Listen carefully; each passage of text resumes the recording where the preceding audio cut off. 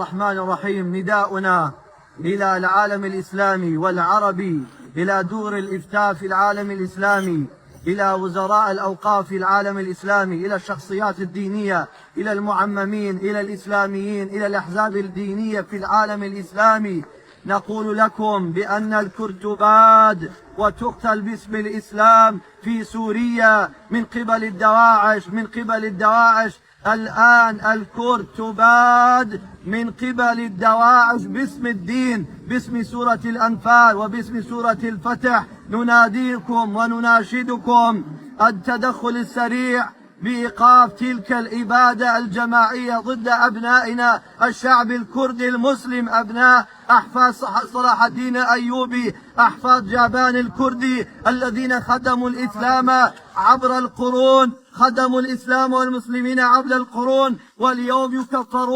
يكفرون باسم الإسلام ويقتلون ويبادون في أراضيهم وفي مناطقهم في سوريا. الكل دول العربية والإسلامية والشخصيات الدينية كلهم مشاركون في هذه الجريمة، تركيا وسعودية وجميع الدول الإسلامية، وزراء الأوقاف والمعممين والشخصيات إذا لم يصرخوا بوجه هذه الجريمة كلهم مشاركون في هذا الإثم وفي هذه الجريمة.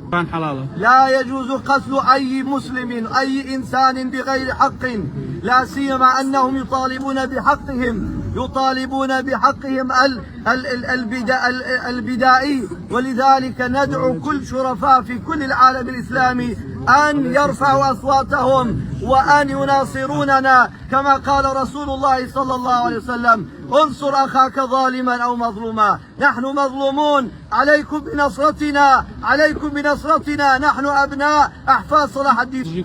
مع الأسف الشديد وزارة الأوقاف السوري سمى هذه الجريمة بالفتح، يعني أننا كفار، الشعب الكردي كفار بنظرهم، الخزي والعار لوزارة الأوقاف السوري.